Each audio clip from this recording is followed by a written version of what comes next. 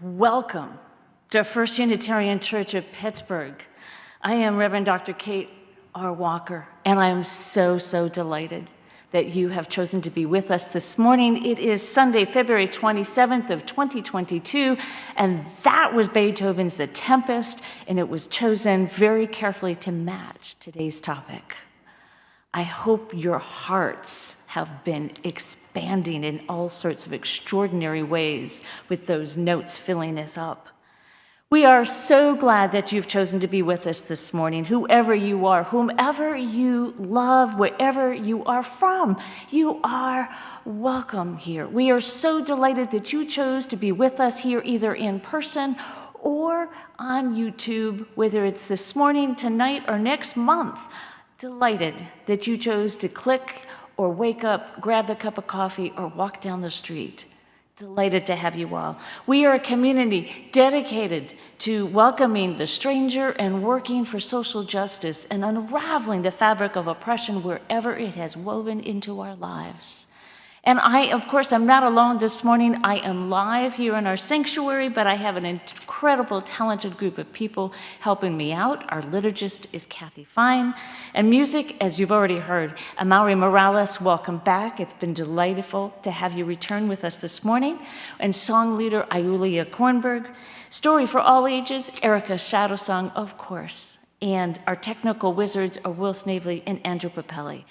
And I also want to put a crowd shout out for our ushers who have started showing up again, helping people get acclimated. And just noting we've been welcoming up to 30 people in worship for the last couple months, but on March 20th, we're going to welcome up to probably just over 75. So if you're thinking about coming, March 20th, please check our website for any details about how to make that happen. And if this is your very first time with us this morning, I want to extend a special welcome to you for joining us. If you would like to know more about us, please check out our website. Just Google First Unitarian Church of Pittsburgh. We have our newsletter right down at the bottom of the main page that you can sign up for. And if you'd like to know even more about us, you're welcome to join us for social hour right after church. It's still Zoom-based, our social hour. You can get a link to that simply by sending an email to First Unitarian Pittsburgh, all one word, First Unitarian Pittsburgh, @gmail.com. And you'll get an automatic response with the Zoom link. Now, if you are interested, we are going to do a special breakout session today for anybody who would like to do a more in-depth introduction to Unitarian Universalism. So I invite you now all to take a deep breath as we prepare our body and our heart and soul for worship. Let go of whatever else you think you need to do today and just be present in this time and place wherever you find yourself.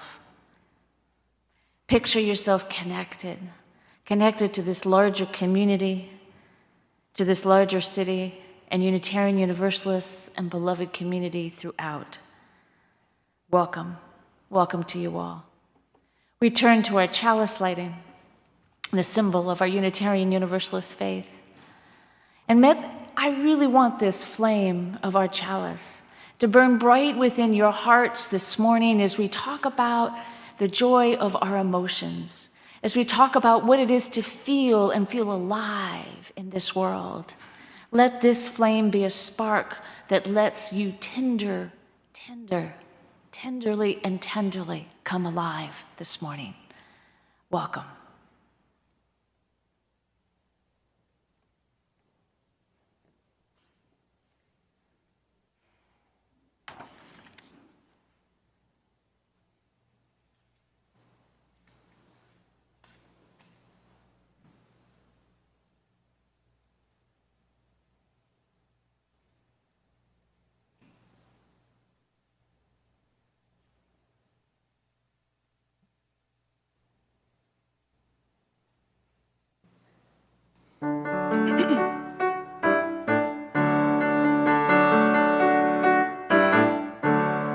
Open the window, children.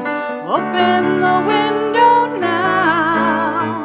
Open the window, children. the window, let the dove fly in. Open the window, let the dove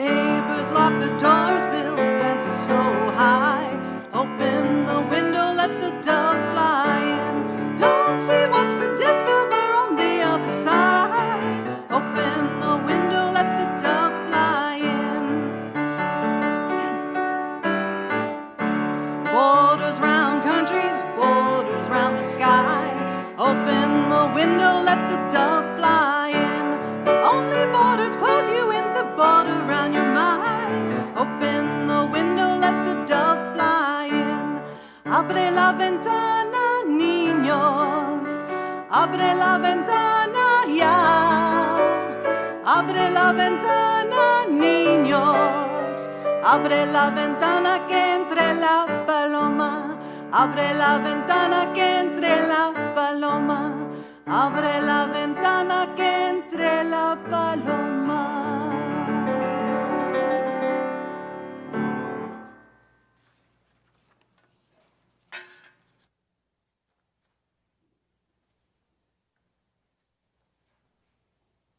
Good morning. The story I have for you today comes from Buddhist wisdom. It's called The Monk with the Heavy Load. There were two monks that were traveling. They had to trade with another village, and it was very, very far away. They were moving in the early spring, and it was just starting to get nice and warm, but the snow was melting, and they were high in the mountains, so all the snow that melted created streams and rivers all around the mountain, and it was actually a little treacherous to pass.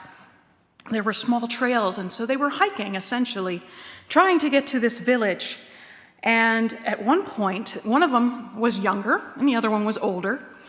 The two of them came to a stream that was muddy and running too fast and was kind of dangerous, and on the side of the stream was standing a young woman who looked too timid and afraid to cross. She clearly couldn't get over there by herself. The young monk noticed her and said to himself, I can't help her. I took vows to never touch a person of the opposite sex. So he just nodded to her politely, and then he picked up his skirts and tried to carefully get across the stream. And as he was about halfway through, he heard splash, splash, splash, splash, crossing him on the other side. And he noticed that his companion, the older monk, was walking right by him, carrying the woman, and set her down on the other side. And then he just kept going. And the younger monk eventually caught up. He was really surprised. He said nothing for mile after mile after mile. But each hour that passed, he thought about what the older monk had done and thought it was the wrong thing, and he got angrier and angrier and angrier. Finally, several hours later, he exploded and he stopped in his steps and he says, how could you do that? You broke your sacred vows. You shouldn't return to the monastery. You swore never to touch a woman. The old monk looked at him shocked and he said, I put that woman down hours ago. Have you still been carrying her all this time?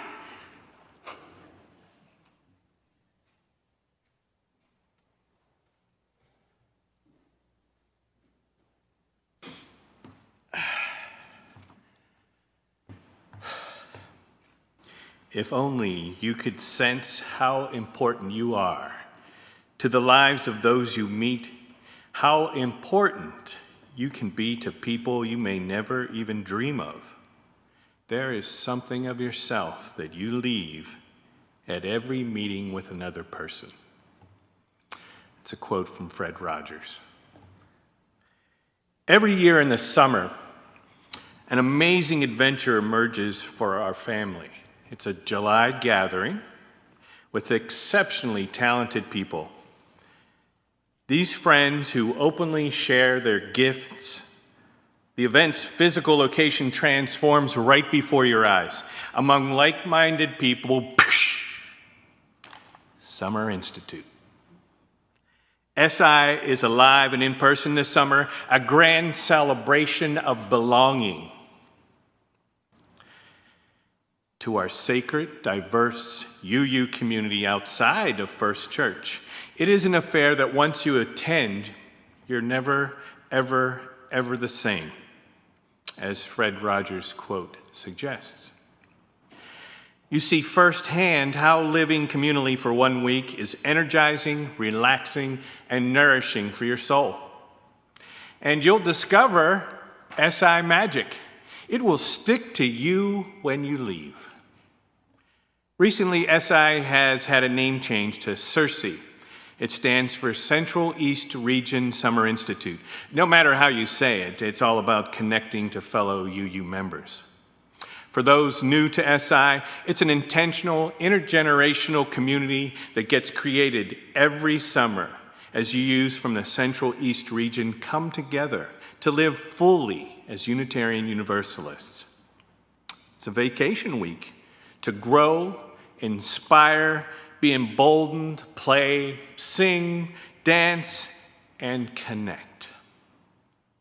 It is a time to experience workshops and new ideas. It is a place to calm conversations with old friends and have conversation with friends you have not yet met. It is a time to recharge and live fully. And as always, there is a guest speaker. Go to cerseiuu.org to find out. Finally, this year, SI has been brought to Pennsylvania. It's being held at California University of Pennsylvania, which is just 30 minutes south of Pittsburgh. Registration for SI opens March 1st.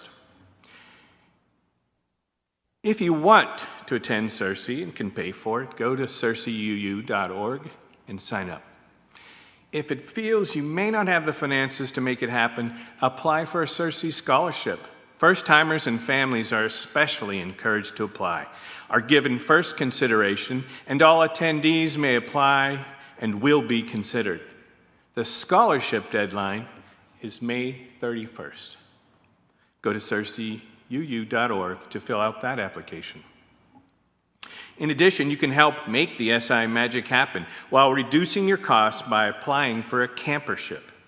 The SI community is filled with talented people who are willing to share their gifts. In return, the community acknowledges these gifts by awarding camperships to those that are willing to work at SI. Go to cerseiuu.org to apply for a campership. Please, now more than ever, take the time to unite with fellow Unitarian Universalists. Be invigorated and restored in the shared sacred community. Serve your region by showing up to support our UU ideals. Ask fellow First Church members who have attended in the past. They're easy to find. They have this SI magic kind of clinging to them. I still remember, as I finish up, the first time that our family attended. It was like the second day, I think, of the week. Jeremy was 8 years old, and he was tying his shoes in the bedroom. And he asked me, "Dad, this is a blast. This is fun. Can we come back next year?" And I said, "We haven't missed one yet." Go to cerseiuu.org. Discover SI magic for yourself.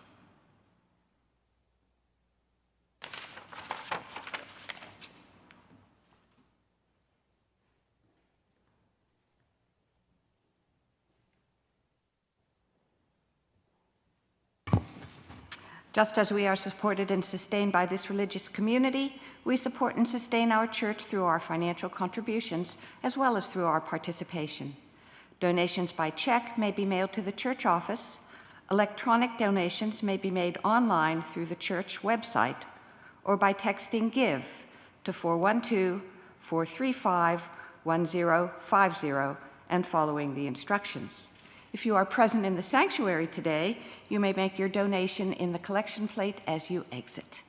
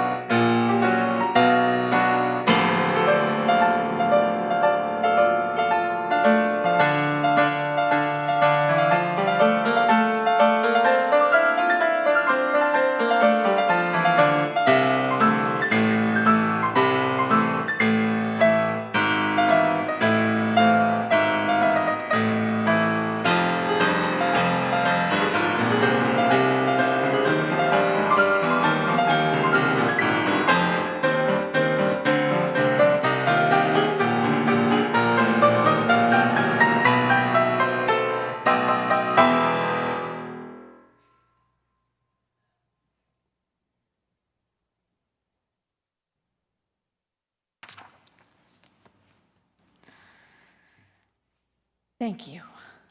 Thank you. Our hearts are breaking these days, are they not? Our hearts are breaking as the Ukrainian people, desperate to protect their cities and their homes and their children. Our hearts are breaking. So many of us wonder, what can we do here in our privileged American lifestyle? What can we do? We are coping in best ways we can. For some here in the Pittsburgh area, we have family there, and we have family in Russia as well.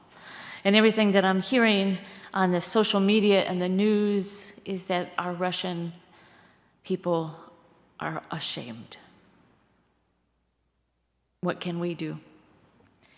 The Pope has designated March 2nd as a day of fasting and prayer for the Ukrainian people. March 2nd as a day of fasting and prayer. Imagine a world focused on healing for Ukrainian beloved community.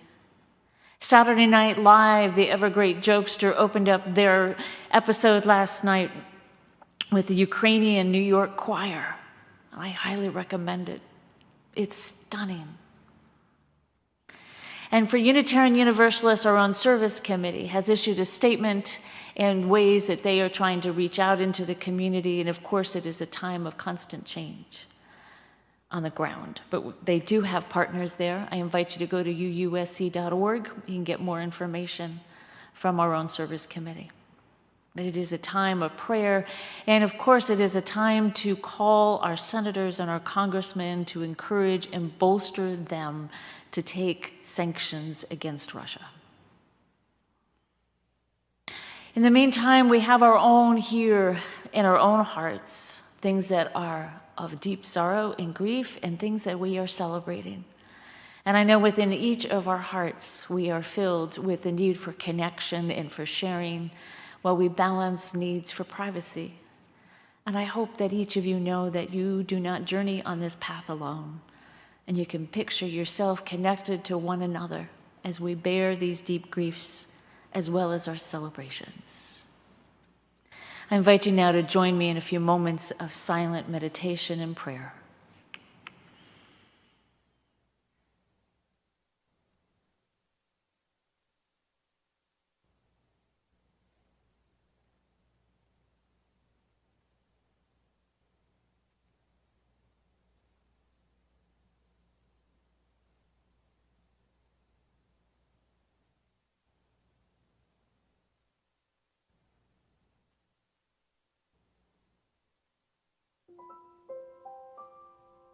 Spirit of life, fill our bodies with your energy, reminding us, even in our exhaustion, that we are alive. Fill our cells. Let our blood roar through our bodies. Let our hearts beat. Let us feel the depths of life's greatest experiences. Spirit of love, remind us of your healing power. Remind us of our own capacity to expand our heart's greatest gift, connection. Again and again, we seek to connect with one another. Spirit of justice, let our bones feel your strength. Let our muscles be reminded and our tongues loosened so that we can create a world where equality exists for all. Let our prayers be heard by the people of Ukraine and the broken hearts and the people of Russia. Let our prayers be heard by our world leaders to put a stop to this madness. Spirit of life and love and justice, we remain connected, emboldened, and strengthened, resilient, and grounded in our faith as Unitarian Universalists. May it be so, and blessed be.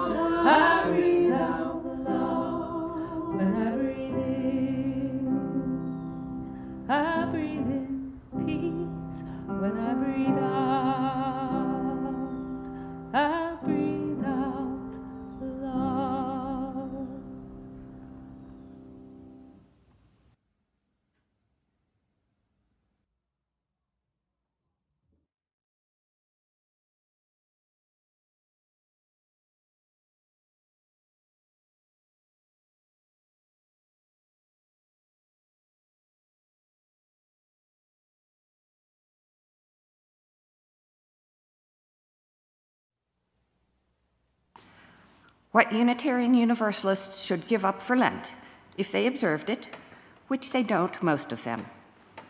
Pews without padding, Nature Conservancy calendars, Volvos, polysyllabic verbosity, herbal tea, austerity, National Public Radio, unread books in fine bindings, isms, liberalism, Buddhism, humanism, Marxism, feminism, Taoism, vegetarianism, conservationism, transcendentalism, atheism, consumerism, Sufism, for Christ's sake, libertarianism, joys and concerns, pretensions, committee meetings, habitat t-shirts, potluck tuna casserole, black and white films with subtitles, petitions, sermons, tofu and brown rice, drums, theology, season tickets to anything but baseball,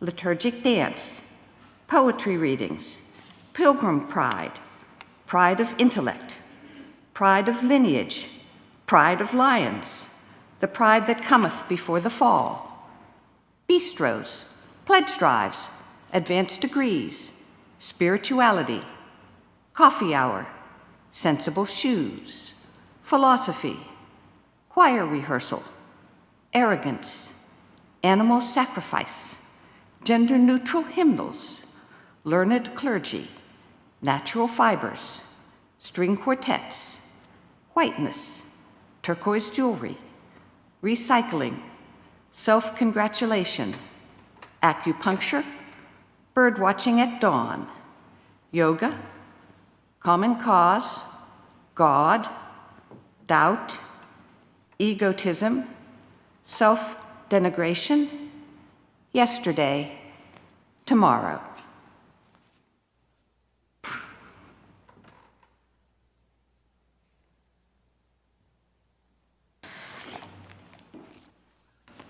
It's quite a list from Patrick Murphin. There's a lot of truth for us as Unitarian Universalists. No, I'm not giving up my sensible shoes, or my tofu, for that matter. Lent is next week. I don't know how many of you have paid attention to that. Lent is next week. I don't know how many Unitarian Universalists plan to give something up, but I'm pretty sure one thing we will not give up is reason. Reason. God, we love our reason. We have a long history of our pride in reason, in science, very high value. Since the early 19th century, we've been following these embedded long threads in human thinking and philosophy. Since the age of reason we have, since Thomas Paine and the ideas of deism, that the only way to know through God is through reason. Empirical evidence, observation of the world, all through science and logic. This is a deep part of who we are. It's in our DNA, no pun intended.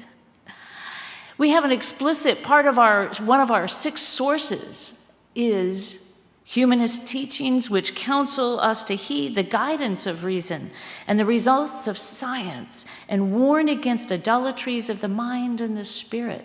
We explicitly say this, that we will be guided by reason and the results of science. And as Unitarians and Universalists each emerged in the late 18th and early 19th centuries, we were actually reacting against the emotional fervor that was going on in our country with revivalism. The Second Great Awakening was going on. And part of that was to emphasize that one had to announce publicly their faith in God in a great emotional, spiritual act, while the Unitarians would have none of that. We know God through reason. But the Great Awakening was reacting to the Enlightenment and the reliance on science and logic, cycles of reacting one to the other about the battle in the human body between science, reason, and the human heart. The human heart. The trick is to figure out what we're reacting to in any given mind because, and here's the rub, reason can lead us astray as easily as the heart. Reason has the capacity to justify just about anything. We have our human history has a long, long list of the great false lies, the lies we have told ourselves through the false god of reason. Reason led us, quote unquote, reason led us to create the caste system that gave us racism. Reasonable people created eugenics. Reason, science, logic, all are associated with white supremacy culture. That the only true way of knowing of knowledge is through logic and reason. I suspect Putin believes his actions are reasonable. I suspect the Ukrainians have a different view. We can make reason justify just about anything we want. We can rationalize and justify from this silly why we're going to have that second piece of pie to the horrendous and horrifying. Can reason be truly trusted? Absolutely. With careful analysis, with pause, and understanding what is really being motivated here. What are we truly trying to get at? Always, always we have to look to the heart, to the heart, to the heart's desire, to what is brewing in the depths of that great pool of our subconscious. For there do dwell pure emotional fuel, ready to be sparked at any given moment. One of my favorite books which I brought along for you, so you can see how much I love this book, is called A General Theory of Love. Lewis, Amini, and Lennon are the co-authors of it, published in 2000.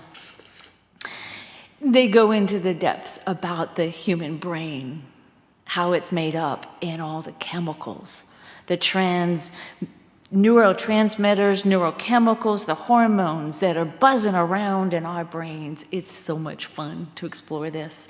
Those endorphins and the dopamine and the serotonin and the oxytocin, all these happy little chemicals that give us reward systems and bonding.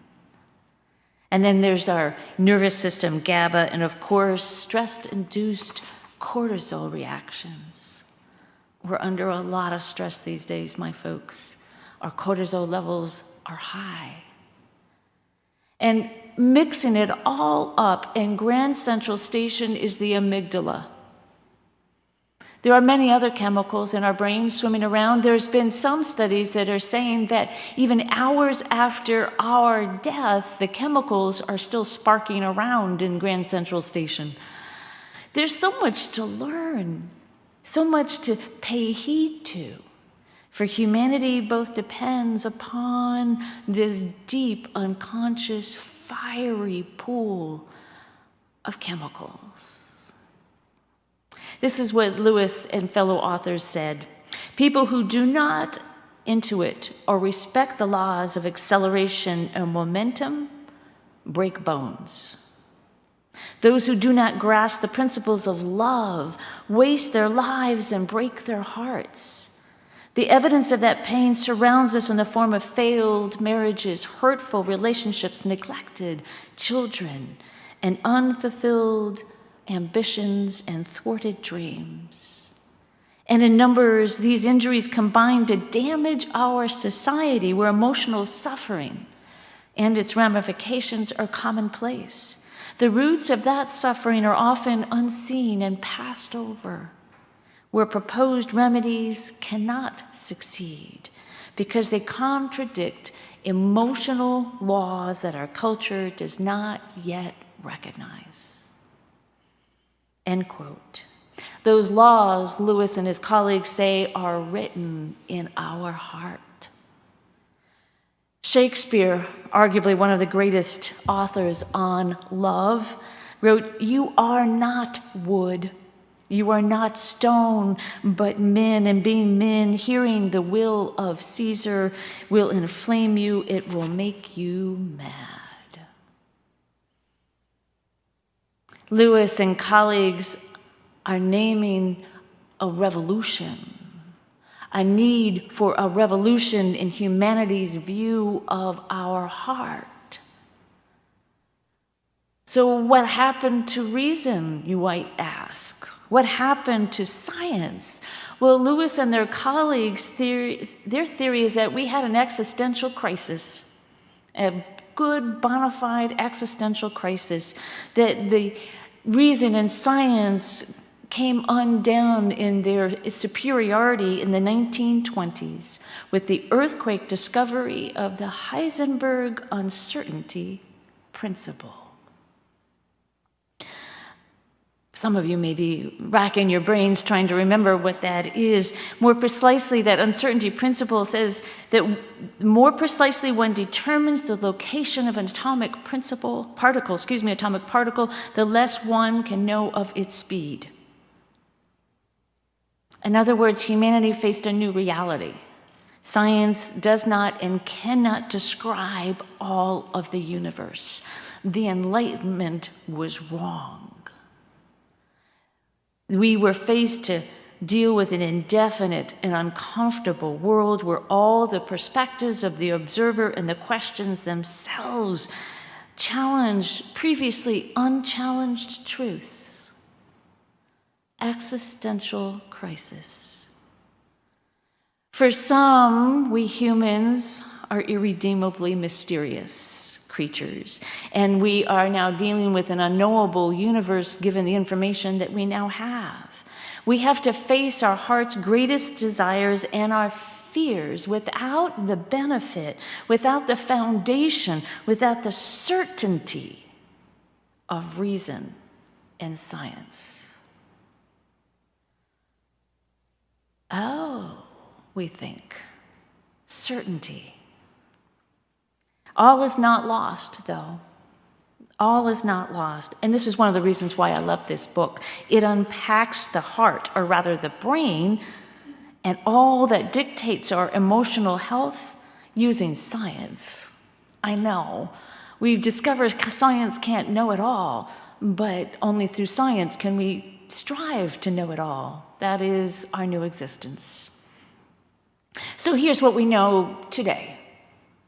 We react so fast to stimuli, we don't even know we're reacting. Our conscious brain can't keep up.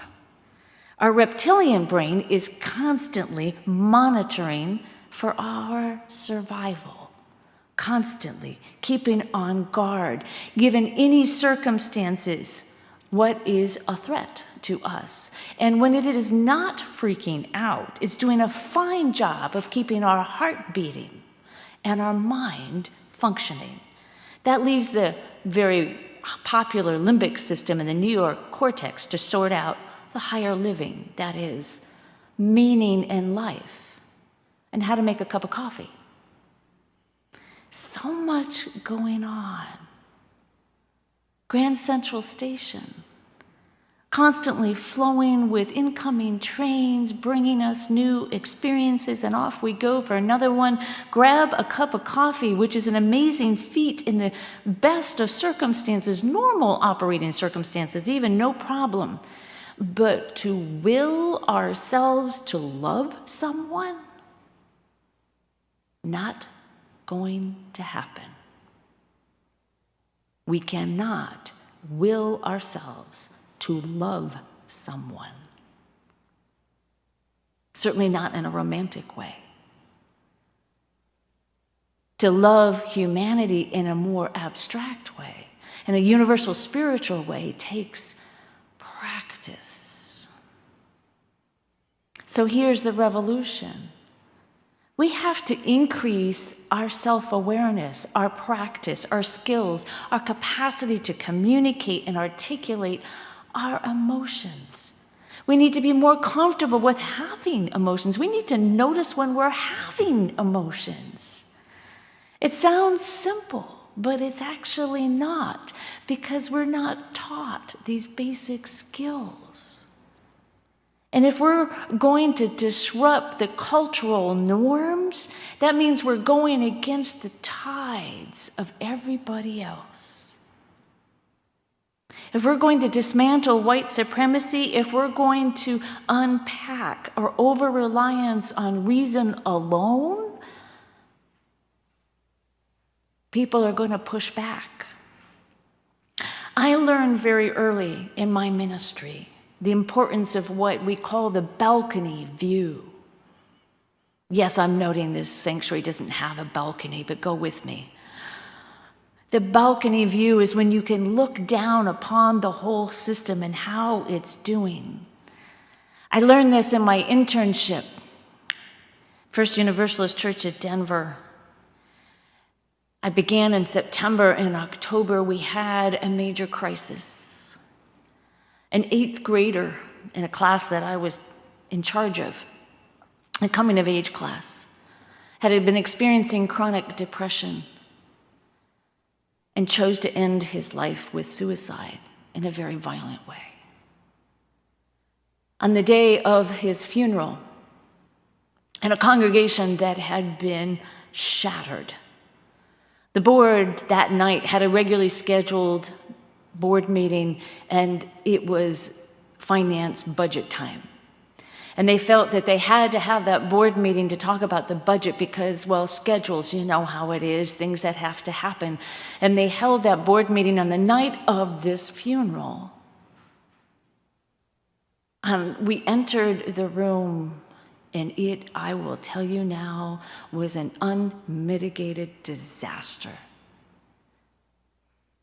They couldn't talk about budgets and numbers. They couldn't talk, they could barely speak to each other. We were there for 3 hours, and the senior minister nearly resigned. I was picking up pieces for half the next day with the executive committee and the senior minister, trying to ease people's pain. What we needed to do in that meeting, well, postpone it, but was to cry, to grieve, to bring our solace together so we could bring our brokenness to one another and bear witness. The budget was not that important. In all cases, says Lewis, in all cases, emotions are humanity's motivator and omnipresent guide. In all cases, emotions are our motivator and constant guide. Our society, our Unitarian Universalist faith, underplays the importance of our emotions at our potential disaster. No matter how many times we proclaim when we're in an argument and we're feeling angry and frustrated, and we think to ourselves, or maybe we say it out loud, but I'm being reasonable. Why aren't you? I can tell you right now, you're probably not being reasonable, no matter how you think you are. Darwin recognized this. That emotions play a pivotal role in our evolution. And further studies down the line discovered that universal facial expressions across this planet, we all demonstrate anger and frustration and love the same way. That's why emoticons emerged in our texting. So here's what we know and what I firmly believe. Feeling deeply is synonymous with being alive. With being alive. And yet I wasn't raised this way. I was not raised this way. I had to learn this. I was raised Unitarian Universalist as a preacher's kid, where we valued reason and science and logic, and where emotional displays were usually done in my family system in unhealthy ways. Unhealthy ways. Anger and fear and were all negative experiences for me. So I was taught and I learned to compartmentalize. To be able to set aside those emotions and be present. Well, that's great for an emotionally heightened board meeting, but that's not great if I want to show up for my own wedding.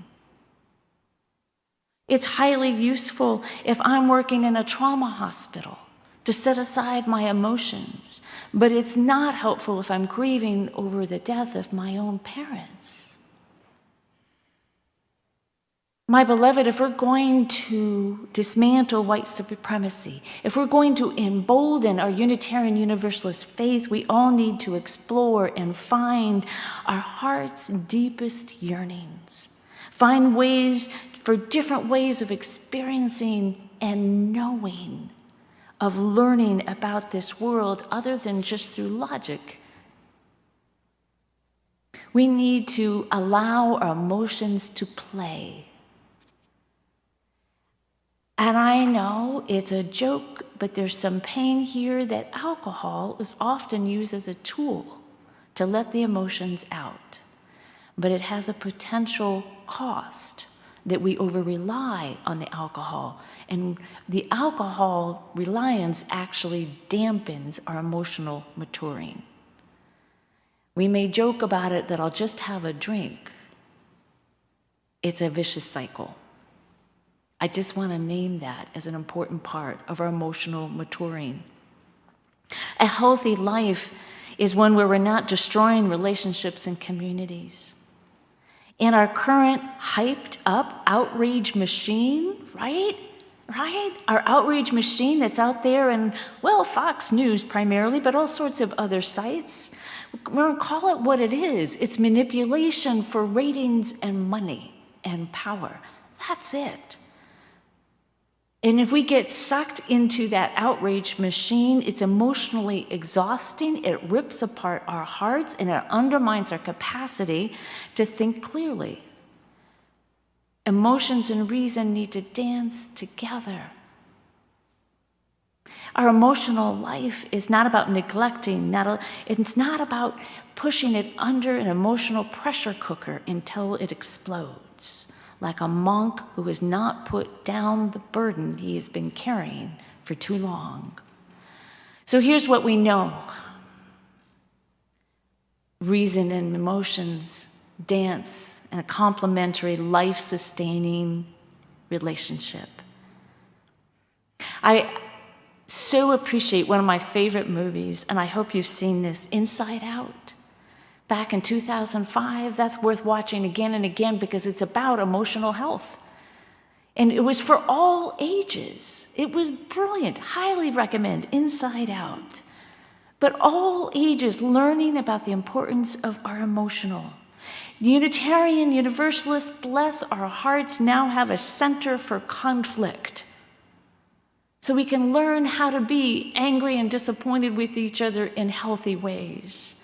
And the UU summer camps like Summer Institute that Michael was talking about is an amazing place for emotional bonding with fellow Unitarian Universalists because of their deep week intensives.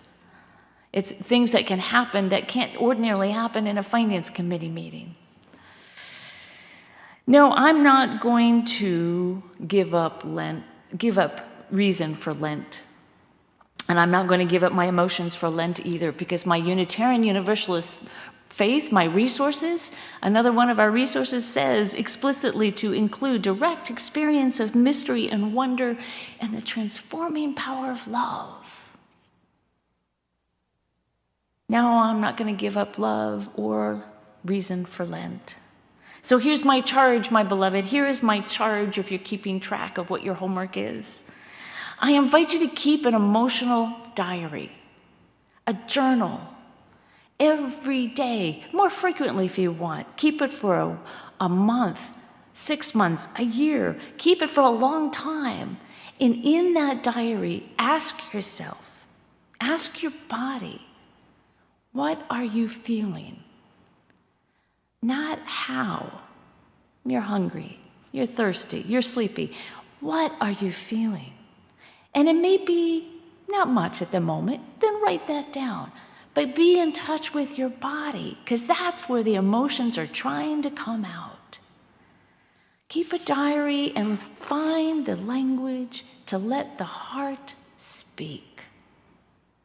We're going through a period right now, my beloved, where our masks need to come down. And our faces, again, get to universally share how we're feeling. Shakespeare understood this great truth about the human heart and our underlying tension with reason. He was a man of the Renaissance, after all, a man of humanism, but he strove to balance the passion and the thought, like Hamlet and the ghost. And that great dialogue of what shall rule? They rule together, always. To be or not to be, that is the question, he said. To be or not to be true to oneself is to find the heart and let it dance with reason. For there be life, my friends. May it be so. Blessed be.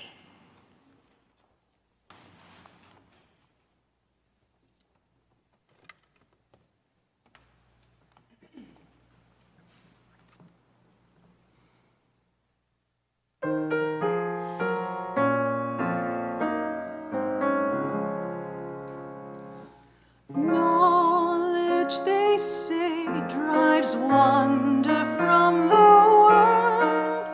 They say it's still though all the dust's ablaze, with marvels at their feet, while Newton's law foretell that knowledge one day shall be song.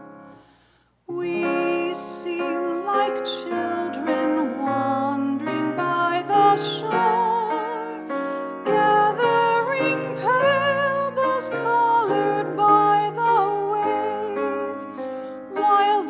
great sea of truth from sky to sky reaches before us, boundless, unexplored.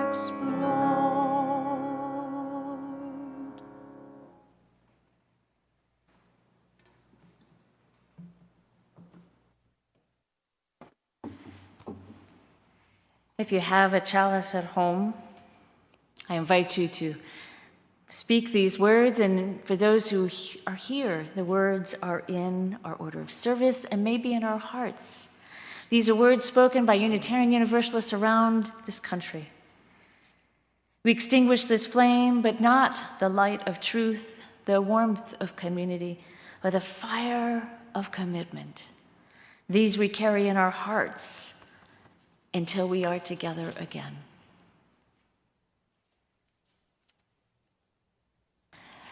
Go forth, my beloved, go forth into this world with your hearts speaking, with your hearts voicing, with your hearts sparking this world with your love. Practice it, and let reason dance with you as you go. Return again in love and reason. Blessed be.